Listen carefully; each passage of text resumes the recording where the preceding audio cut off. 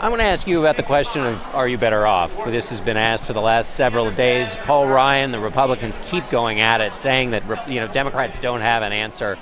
You were asked this question on Sunday. What's the answer now on the question of, are you better off? Is there a short answer now that comes out of this convention? Well, we're all better off when our country's creating jobs rather than losing jobs. But I think we have to admit that we have not recovered all the jobs that we lost in the Bush recession. And this is the point that Governor Romney and Paul Ryan prey on.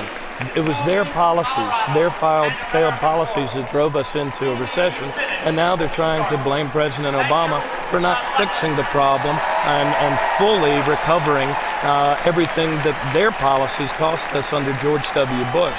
But clearly we're better. We're 29 months in a row of private sector job growth. We see an industrial sector that's actually expanding again.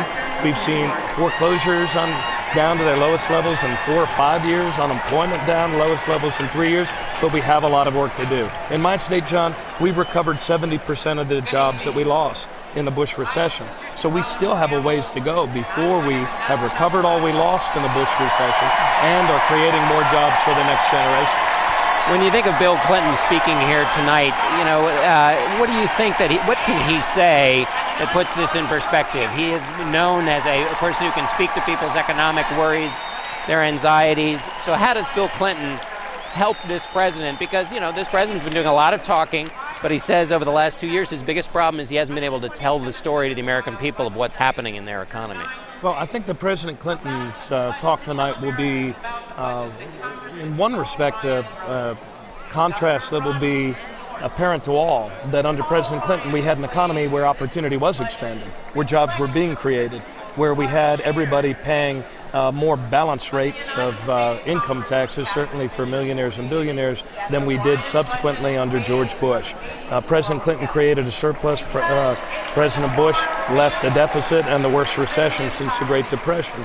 But I believe that what you'll see President Clinton do so masterfully is to take the complex challenges that we have before us and remind us that, look, we're still a great country. We're #1 in innovation. Our diversity is our strength.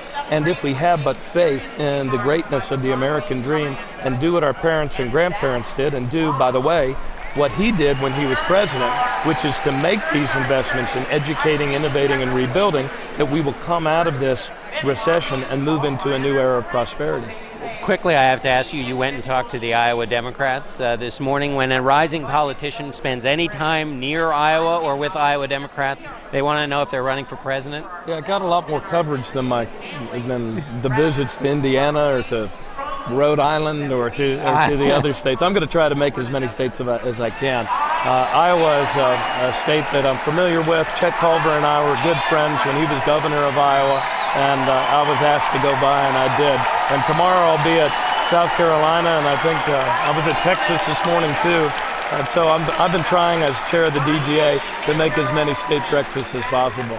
But are you going to run someday? You thinking about it? No, I'm not thinking about it at all. What I'm thinking about is just how much more work we need to do and how important it is to reelect Barack Obama. There are many state capitals that would not be standing today if Barack Obama had not passed, without any Republican help, the Recovery and Reinvestment Act. So we need a president that understands we're all in this together. We've got work to do and jobs to create. All right, Governor Martin O'Malley, John, thank you so much.